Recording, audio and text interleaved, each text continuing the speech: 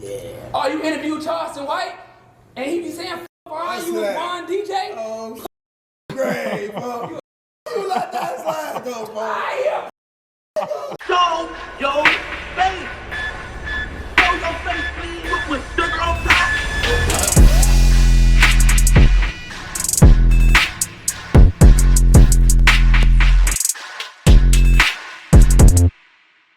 Hey, what's up, y'all? Y'all know my slogan. I don't know it all, but I know what I've been through. Now, before we get into this video, please make sure you head on down to Instagram and follow us on our official Instagram page at Hookah Anonymous _. All right, we're able to be a little more explicit, a little more uncensored, and share content freely without running the risk of having our channel terminated. So once again, make sure you head on down to Instagram and follow us on our official Instagram page at Hookah Anonymous _. All right, now let's get into what you guys came here to see. Now, let me start off by apologizing to y'all, and I'm gonna tell y'all why. I totally forgot that DJU used to actually be King Von's DJ. Like, this changes everything for me and how I look at DJU, right? And I'm gonna tell y'all why. I personally feel a lot of people that was around Vaughn since he passed away has been either using his name or using him in some sort of fashion, and I'm gonna tell y'all why. Most people claim Vaughn was so dearest to their heart. Vaughn was this and that. You know, he was my boy. Oh, it's crazy. But their actions show the total opposite.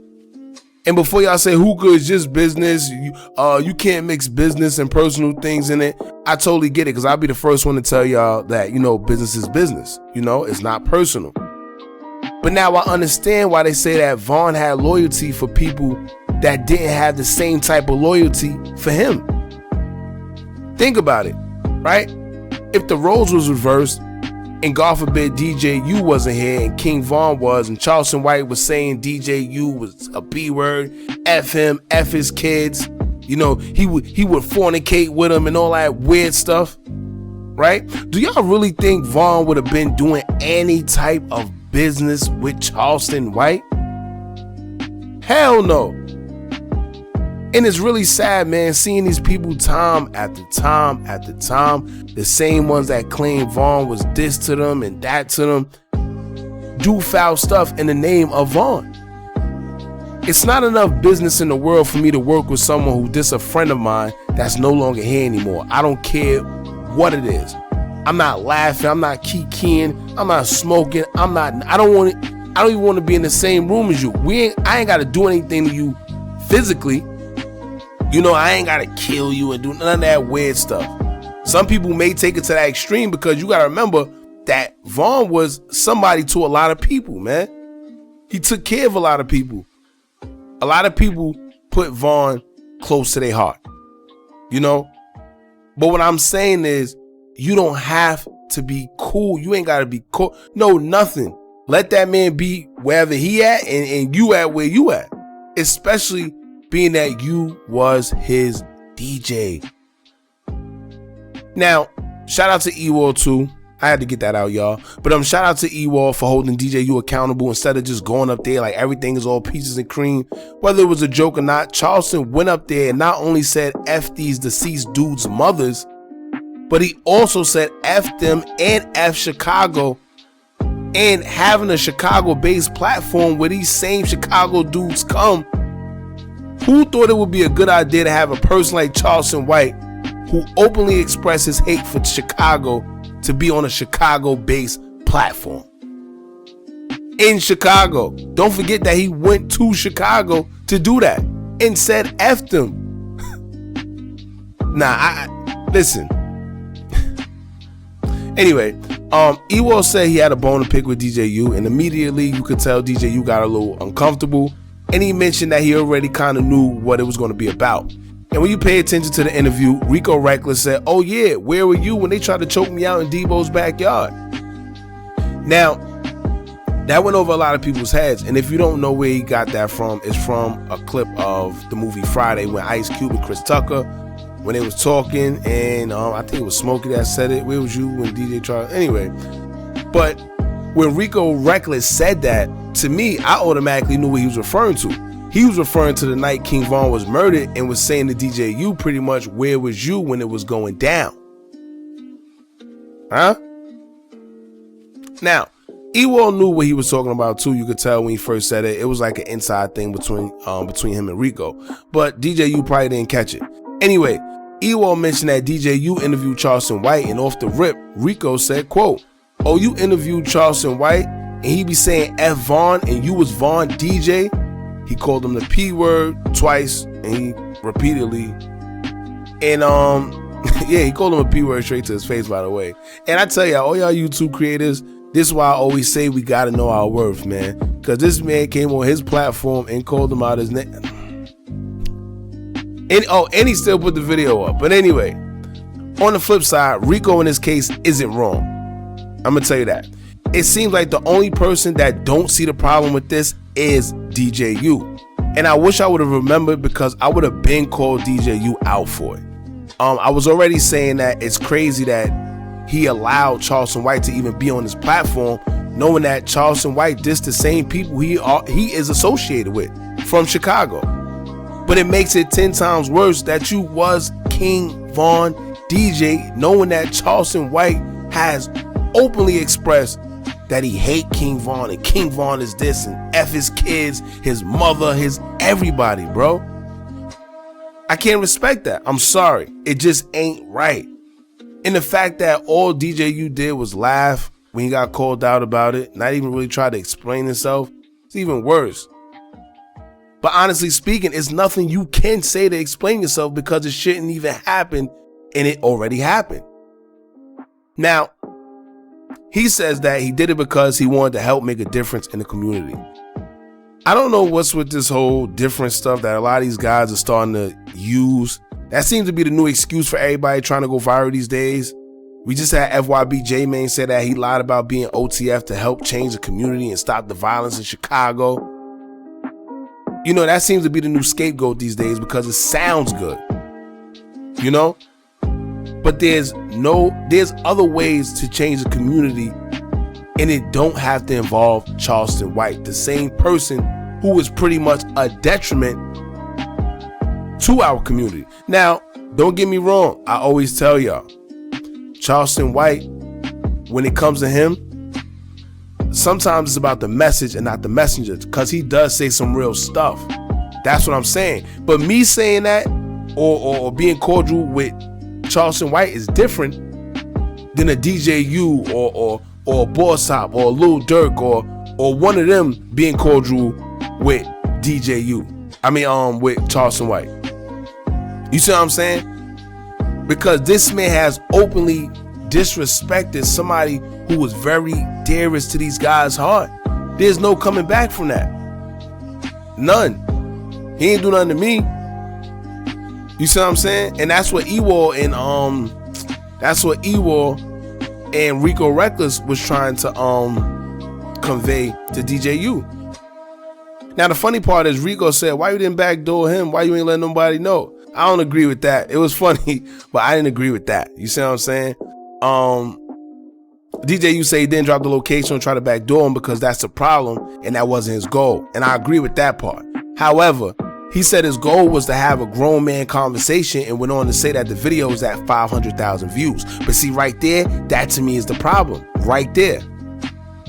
Because we seem to be in a day and age where people are putting views over morals. Because guess what? That video didn't get 500,000 views for having a grown man conversation. It went viral for the total opposite. So now ask yourself, what message was really put out there? Or are you just worried about getting 500,000 views? See what I'm saying? Then if you watch the video, notice around the 312 mark in the clip, something was cut out. I don't know what it was, but it seemed like the video was edited. I don't know if maybe Ewol said something that DJU didn't want to put out there or what. But the video was definitely edited for whatever reason. We don't know. But DJU also tried to defend himself, and he said that Ewol and Rico would have did the same thing 600 Breezy did if they would have seen Charleston White. And I can't lie, he tried to fight back and redeem himself just a little bit.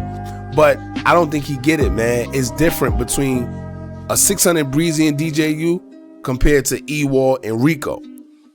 You know, the reason why I say it's different too for 600 Breezy, I know y'all probably gonna be like, oh, well, you say the violence. 600 Breezy was supposed to do something, and let me tell you why.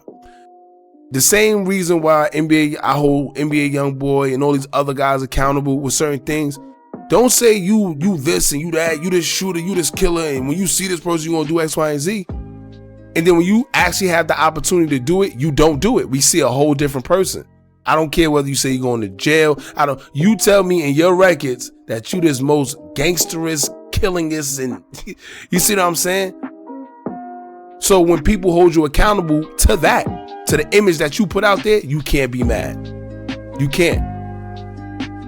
So Ewol and Rico, they both said they wouldn't do anything to him because he didn't do or say anything to them.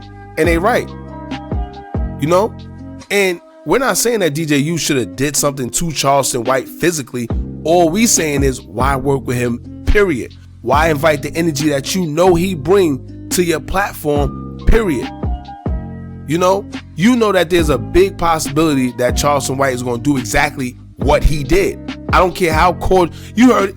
Charleston White admitted that it was staged, right? And then when he admitted that it was staged, they asked him, well, what happened? He said, well, it was going too nice. You know, the conversation was going too nice. I had to liven it up. Exactly. You see what I'm saying? So you trying to have a grown man conversation. Mind you, his goals isn't for that. His goal is to do something ignorant and put your platform out there and make you look crazy. Not saying that he wanted him to look crazy, but that's what he did. And the fact that you invited him to Chicago,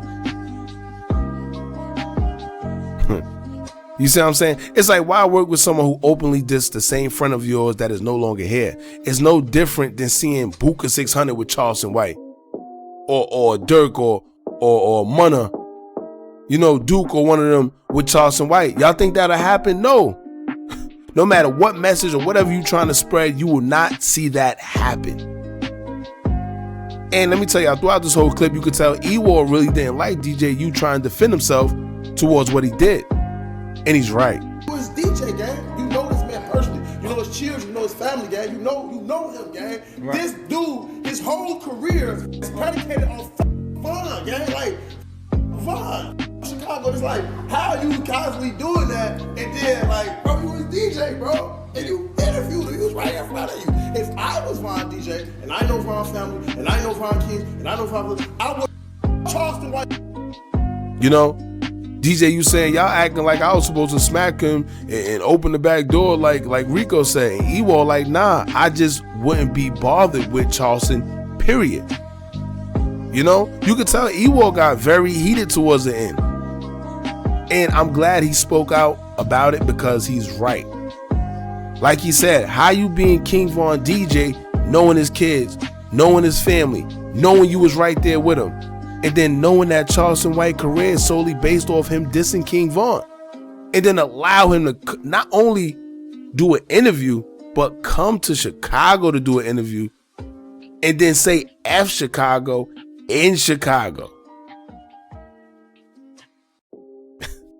I don't know, man. But anyway, I just found it kind of weird. Not only that, I totally forgot that he was King Von's DJ. Totally forgot, man.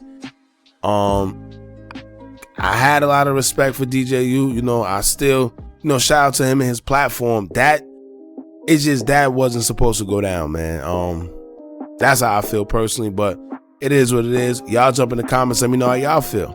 All right, don't forget to like, comment, share, and subscribe. Hit that bell so you're notified every time we drop new content. And remember, as long as you keep on watching, I'm gonna keep on dropping. And I'm out.